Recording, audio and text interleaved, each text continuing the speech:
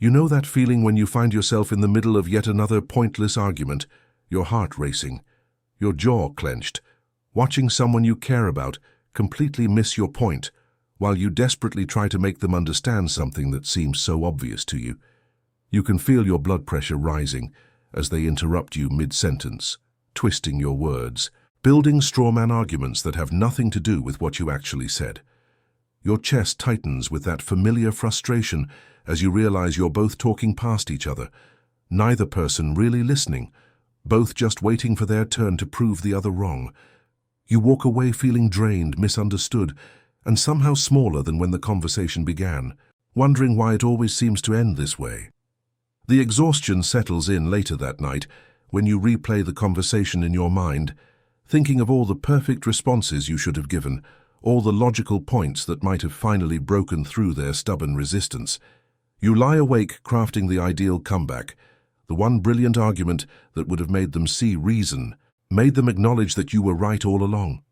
But deep down you know the truth that gnaws at your confidence. Even your most eloquent, well-researched, emotionally intelligent response would have bounced off them like rain on a windshield. They weren't there to understand you. They were there to win just like you were, and in that toxic dance of ego and defensiveness, everyone loses something precious. This pattern destroys relationships slowly, like acid eating through metal. Your friendships become minefields where certain topics simply cannot be discussed.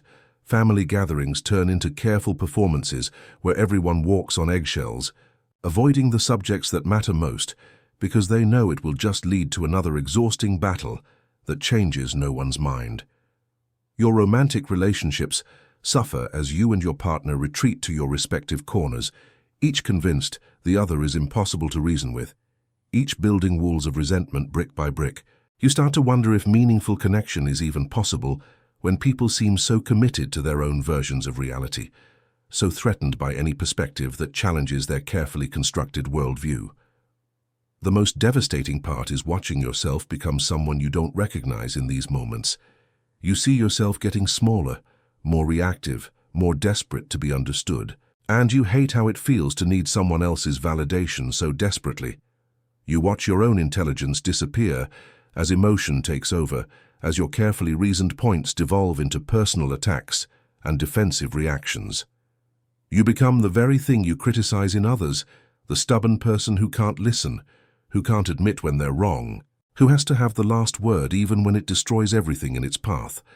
But what if I told you that Jean Piaget, the revolutionary child psychologist whose insights transformed our understanding of human development, discovered something that changes everything about how we approach conflict and communication?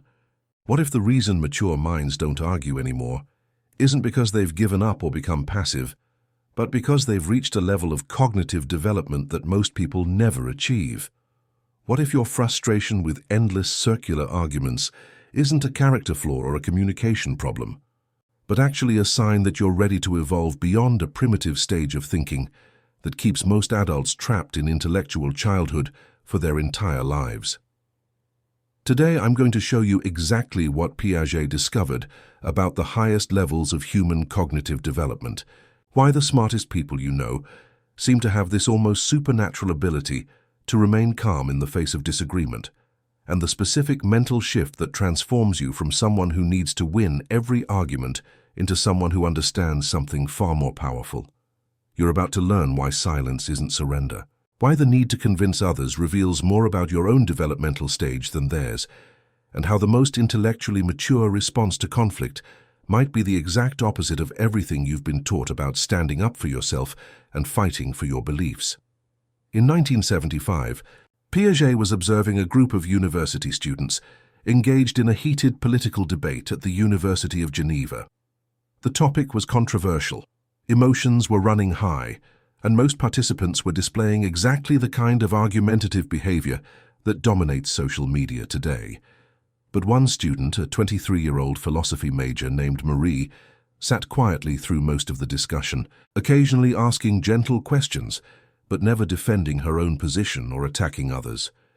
When Piaget approached her afterward and asked why she hadn't participated more actively, her response revealed something profound about cognitive maturity that would influence his understanding of adult development for the rest of his career. Marie explained that she had initially felt the familiar urge to jump into the debate, to correct what she saw as obvious logical fallacies and emotional reasoning. But as she listened more carefully, she began to recognize that each person's position made perfect sense within their own framework of experience and values. She realized that the goal of the debate wasn't really to discover truth or find solutions, but for each participant to reinforce their existing beliefs and demonstrate their intellectual superiority. She saw that engaging in this particular format of discussion would require her to abandon the complexity and nuance of her actual thoughts in favor of simplified, defensible positions that could survive the verbal combat.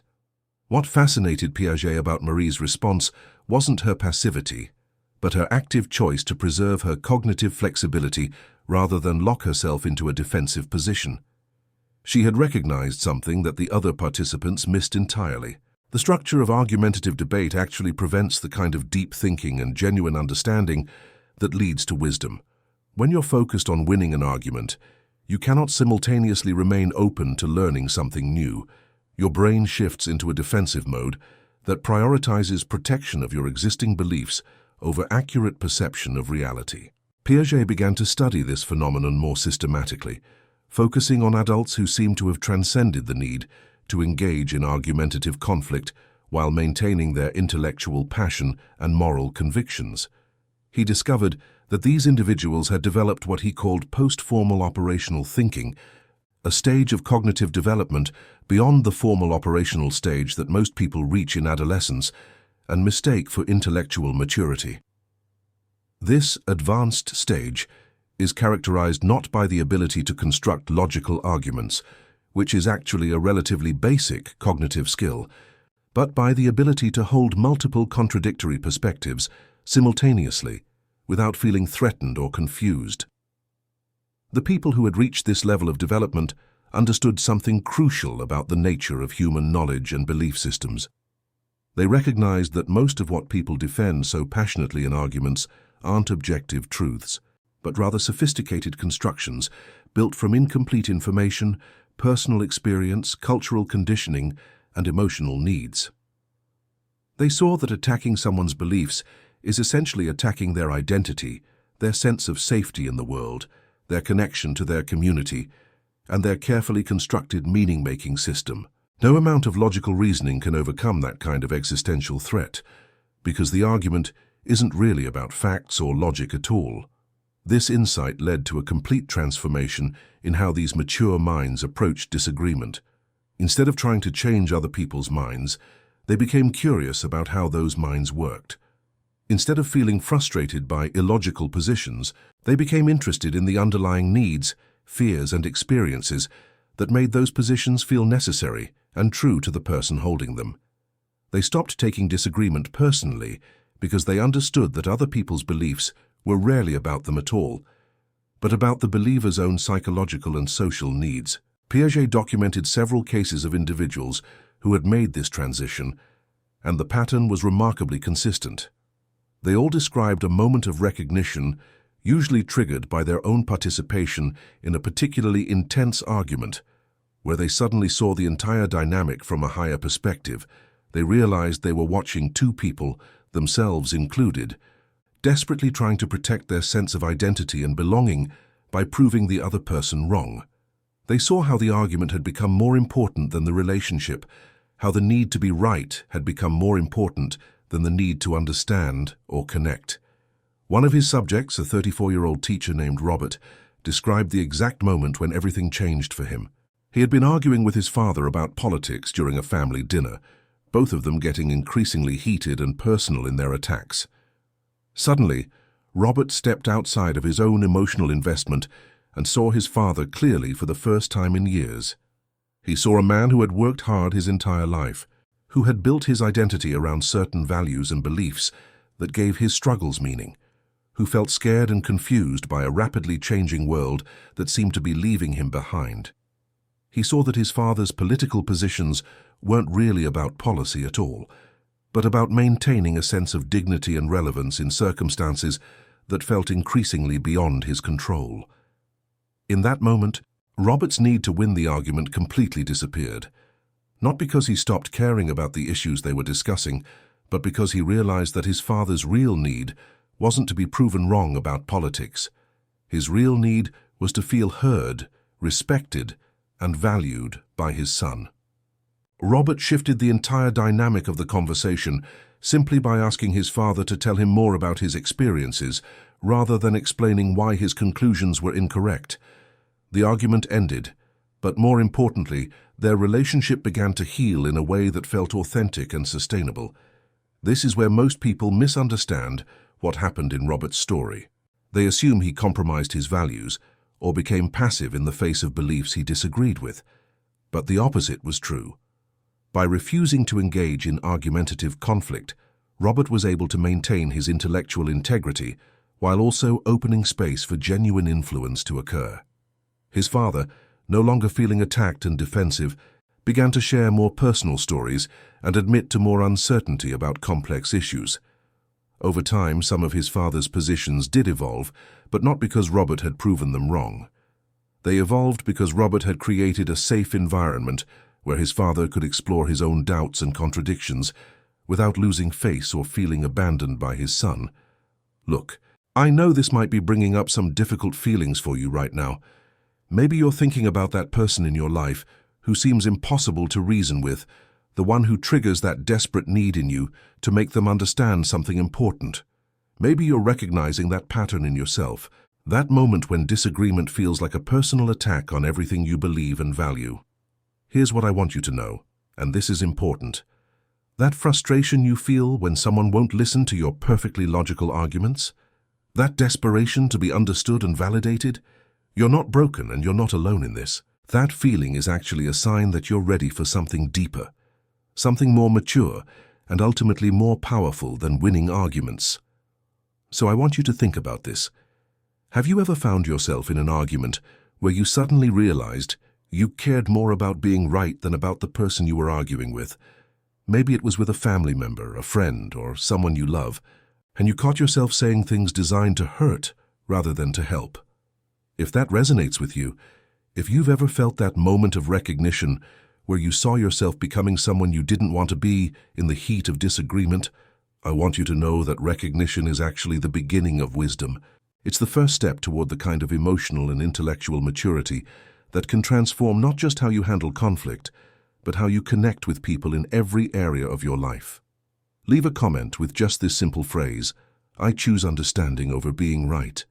Your willingness to admit that struggle, to acknowledge that growth edge, might be exactly what someone else needs to read today, to realize they're not alone in wanting something better than endless, exhausting arguments that change nothing and hurt everyone involved. You have more power to create the kind of conversations that actually matter than you realize. The transformation that Piaget observed in mature minds wasn't just about avoiding arguments. It was about developing a completely different relationship with truth, certainty, and influence. These individuals had discovered that the most effective way to change someone's mind wasn't through logical persuasion, but through creating conditions where the other person felt safe enough to change their own mind. They understood that people don't resist ideas. They resist the feeling of being controlled, judged, or diminished. When you remove that threat, when you approach disagreement with genuine curiosity, rather than a need to prove your superiority, something remarkable happens in the other person's nervous system. Piaget's research revealed that argumentative behavior triggers what he called cognitive rigidity, a defensive state where the brain literally becomes less capable of processing new information or considering alternative perspectives. When someone feels attacked or judged, their prefrontal cortex, the part of the brain responsible for complex reasoning and emotional regulation, goes offline. They shift into what's essentially a fight-or-flight mode, where the primary goal is self-protection, not truth-seeking or problem-solving. This is why even the most intelligent people can seem impossibly stubborn and irrational when they feel threatened or defensive. But when someone feels genuinely heard and respected, even in the midst of disagreement, their nervous system relaxes and their cognitive flexibility returns. They become more capable of examining their own beliefs critically, more willing to acknowledge uncertainty or complexity, more open to considering information that contradicts their current position. This isn't manipulation or a clever debate strategy. It's actually how human psychology works at the most fundamental level. We're social creatures who have evolved to be more intelligent in groups than as individuals, but only when we feel safe and valued within those groups. The mature minds that Piaget studied had intuited this psychological reality and learned to work with it rather than against it. They had discovered that their own emotional regulation was the key to creating productive conversations about difficult topics. When they remained calm and curious in the face of disagreement, they gave the other person permission to be more thoughtful and honest. When they acknowledged the valid concerns or values underlying positions they disagreed with, they created space for more nuanced discussion. When they admitted their own uncertainty or areas where they might be wrong, they modeled the kind of intellectual humility that makes real dialogue possible. This approach required them to give up something that most people cling to desperately, the illusion of certainty and the ego satisfaction of being right. They had to accept that most complex issues don't have simple answers, that reasonable people can look at the same evidence and reach different conclusions, that their own perspective is inevitably limited by their experience and conditioning. This wasn't moral relativism or intellectual weakness. It was intellectual courage, the willingness to hold their beliefs lightly enough that they could be examined, questioned, and potentially revised based on new information or deeper understanding. One of the most striking examples in Piaget's research involved a woman named Dr. Sarah Chen, a physician who had spent years feeling frustrated by her inability to convince patients to follow medical advice that could literally save their lives. She would present them with clear scientific evidence about the risks of their current behavior and the benefits of change, but many patients would nod politely and then continue exactly as before. She felt like she was failing them, like she wasn't persuasive enough or smart enough to break through their resistance to obvious truths. Everything changed when Dr. Chen shifted her approach from trying to convince patients to trying to understand them. Instead of explaining why their concerns about medication side effects were statistically insignificant, she began exploring what those concerns meant to them personally. Instead of dismissing their fears as irrational, she began investigating the experiences that had shaped those fears. Instead of presenting herself as the expert with all the answers, she began positioning herself as a partner in their health journey who could provide information and support while they made their own informed decisions. The results were dramatic. Patients who had been resistant to her previous approach began opening up about their real barriers to following treatment plans. Some were dealing with financial stress that made expensive medications feel impossible. Others had previous traumatic experiences with the medical system that made them distrustful of authority figures. Still others had cultural or religious beliefs that conflicted with certain treatments in ways that needed to be acknowledged and worked with rather than dismissed or ignored.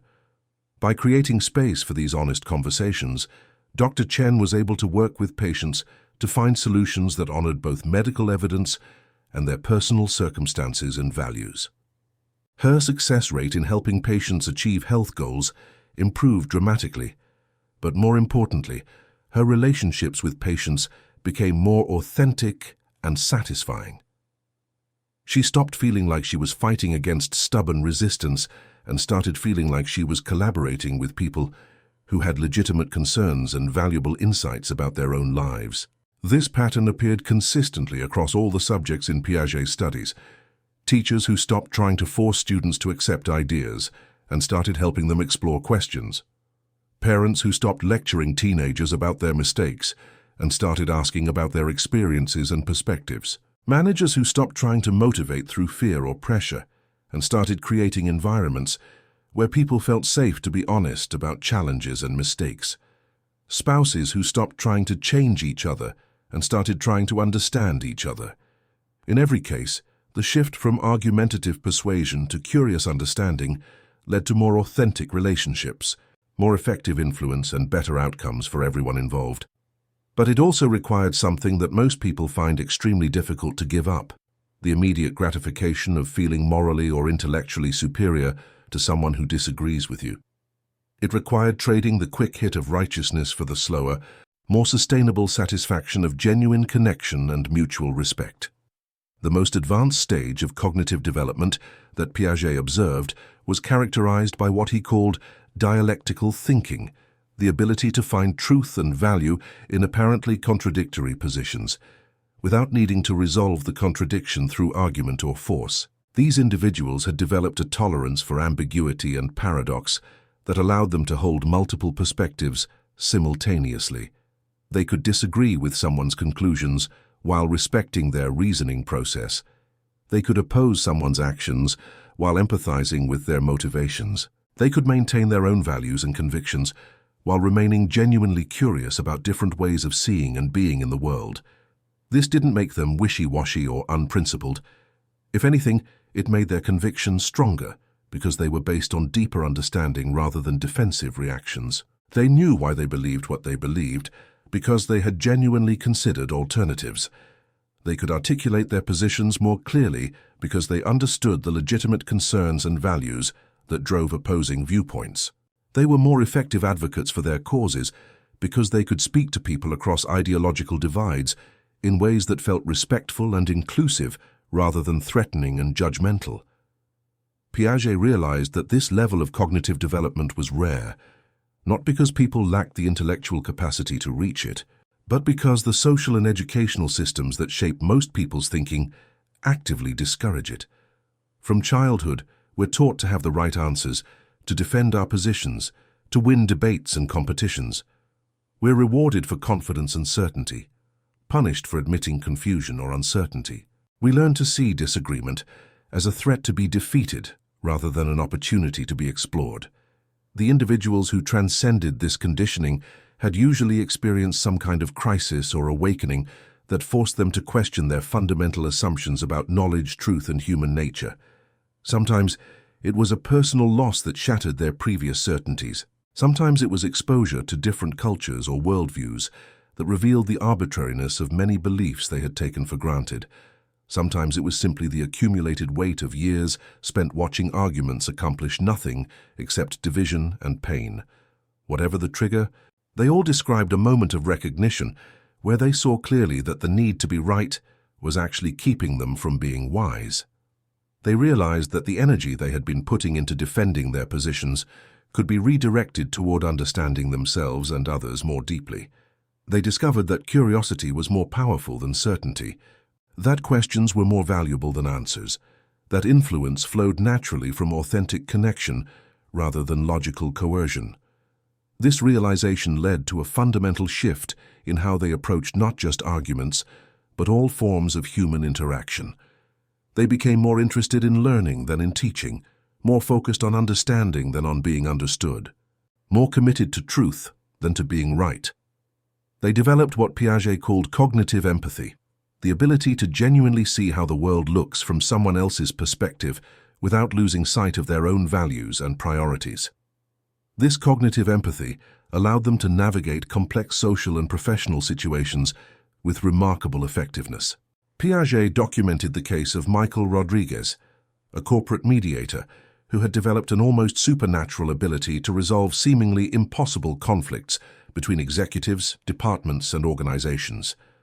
When Piaget observed Michael during a particularly heated merger negotiation, he noticed something extraordinary about how Michael listened to the angry accusations and defensive justifications flying back and forth across the conference table. Michael wasn't trying to determine who was right or wrong, wasn't mentally preparing rebuttals or corrections, wasn't getting emotionally activated by the intensity of the conflict. Instead, he seemed to be listening for something deeper, something beneath the surface positions that each side was defending so passionately. When he finally spoke, after nearly an hour of careful observation, he didn't address any of the specific complaints or demands that had been raised. Instead, he reflected back what he had heard about each party's core concerns and underlying needs. To the acquiring company's executives, he acknowledged their legitimate worry about maintaining quality and efficiency standards during the integration process. To the acquired company's leadership, he validated their fear of losing autonomy and seeing their corporate culture destroyed. To both sides, He recognized the genuine desire to create value for employees and stakeholders while navigating an inherently difficult and uncertain transition. By naming these deeper motivations without judgment or criticism, Michael created a shift in the room's energy that was almost palpable. The defensive posturing began to soften as people felt truly heard for the first time in months of negotiations. The focus gradually moved from protecting territory to solving shared problems. Creative solutions emerged that no one had considered when they were locked in adversarial positions. The merger that had seemed destined for failure became a model of successful integration that both companies would reference for years afterward. Michael had accomplished this transformation not through brilliant arguments or superior negotiation tactics, but through his capacity to remain psychologically present and emotionally regulated while others around him were in various states of threat and reactivity. Piaget realized that this ability to maintain what he called developmental perspective in the midst of conflict was perhaps the most sophisticated cognitive skill that humans could develop. It required simultaneous awareness of multiple levels of reality, the content level of what people were saying, the process level of how they were interacting, the emotional level of what they were feeling, and the systemic level of what forces and pressures were shaping the entire situation. Most people could access one or maybe two of these levels consciously at any given time. The cognitively mature individuals in his study seemed to effortlessly track all four levels simultaneously, which gave them an almost uncanny ability to intervene at precisely the right moment, with exactly the right response to shift destructive patterns into constructive ones. This multi-level awareness also explained why these individuals had lost interest in arguing as a method of influence or problem-solving. They could see clearly that arguments operated almost exclusively at the content level, focusing on facts, logic, and surface positions, while completely ignoring the deeper emotional, relational, and systemic dynamics that actually determined outcomes. Trying to resolve complex human conflicts through argumentation was like trying to fix a car engine by polishing the hood. It might make you feel like you're doing something productive, but it doesn't address the actual source of the problem. Instead, these cognitively mature individuals had developed what Piaget termed systemic intelligence, the ability to recognize that lasting change in human behavior and relationships happened through understanding and addressing root causes rather than surface symptoms. When they encountered someone who was angry, defensive, or entrenched in a particular position, they automatically looked beyond the immediate emotional expression to identify the underlying needs, fears, or values that were driving the behavior. Dr. Sarah Chen, a family therapist who participated in Piaget's longitudinal study, exemplified this systemic approach in her work with couples and families. When parents brought their struggling teenage children to her office, Sarah noticed that most of her colleagues would focus on modifying the teenagers' problematic behaviors through various forms of behavioral intervention or therapeutic technique. Sarah took a fundamentally different approach. She spent significant time understanding the family system as a whole, looking at communication patterns, unspoken rules, hidden loyalties, and intergenerational trauma that might be contributing to the adolescent's difficulties. In one particularly revealing case, Sarah worked with the Morrison family, whose 16-year-old son Jake had been suspended from school multiple times for aggressive outbursts and defiant behavior. Jake's parents, both successful professionals, were convinced that their son had inherited anger management problems from his biological father and needed intensive therapy to control his temper. After several sessions of careful observation and gentle inquiry, Sarah discovered that Jake's behavioral problems had begun shortly after his mother's promotion to a senior executive position that required extensive travel. Rather than focusing on Jake's anger or trying to teach him better coping strategies, Sarah helped the family recognize that Jake's acting out was actually an unconscious attempt to bring his emotionally distant family back together. His disruptive behavior guaranteed that both parents would have to coordinate their schedules, communicate with each other, and focus their attention on family issues instead of work demands. The anger wasn't the problem. It was Jake's developmentally appropriate but misguided solution to a problem that the adults in his life hadn't yet acknowledged or addressed. Once the family understood this systemic dynamic, Jake's behavioral problems began to resolve almost immediately. His parents restructured their work commitments to ensure more consistent family time and emotional availability. They developed new rituals and traditions that created connection without crisis. Jake's anger transformed into direct communication about his need for belonging and attention. The family system reorganized itself around health and connection rather than conflict and reactivity. Sarah had accomplished this transformation not by arguing with anyone about what they should or shouldn't do, but by helping them understand the deeper logic of their collective behavior patterns. This systemic perspective also explained why cognitively mature individuals had such different responses to political and social conflicts than their less developed counterparts. While most people approached political disagreements as battles to be won or lost, these advanced individuals saw them as complex expressions of different value systems, life experiences, and developmental trajectories. They could simultaneously hold compassion for people whose political views they found misguided, while maintaining clear boundaries around their own values and priorities. They had learned that political beliefs, like most deeply held convictions, were rarely changed through logical argument or factual persuasion. Instead, they represented complex integrations of personal history, cultural conditioning, emotional associations, and cognitive frameworks that had been developed over decades of life experience. Trying to change someone's political worldview through debate was like trying to alter their personality through criticism, theoretically possible but practically ineffective and often counterproductive. This realization led to a profound shift in how they engaged with social and political issues. Instead of investing energy in trying to convince others to adopt their perspectives, they focused on modeling the values and behaviors they wanted to see more of in the world. Instead of arguing about policy details, they engaged in direct action and community building. Instead of getting emotionally activated by others' opinions, they maintained their psychological equilibrium and continued working steadily toward their vision of positive change. Piaget observed that this approach to social engagement was actually far more influential than traditional argumentative methods, though its effects were often subtle and took longer to manifest. People were naturally drawn to individuals who embodied wisdom, compassion, and inner peace. They wanted to understand how these individuals maintained such equanimity in the face of challenging circumstances. They began asking different kinds of questions, seeking mentorship rather than engaging in debate, opening themselves to learning rather than defending their existing positions. The cumulative effect of this shift was remarkable. These cognitively mature individuals found themselves surrounded by people who were genuinely interested in personal growth and positive change. Their families became more harmonious, their workplaces more collaborative, their communities more resilient and connected. They had created what Piaget called zones of developmental influence, environments where people naturally moved toward greater wisdom, compassion, and effectiveness, simply through exposure to more mature ways of being. Perhaps most importantly, they had discovered something that completely changed their relationship to conflict and disagreement. They realized that their need to argue and convince others had never actually been about the other person at all.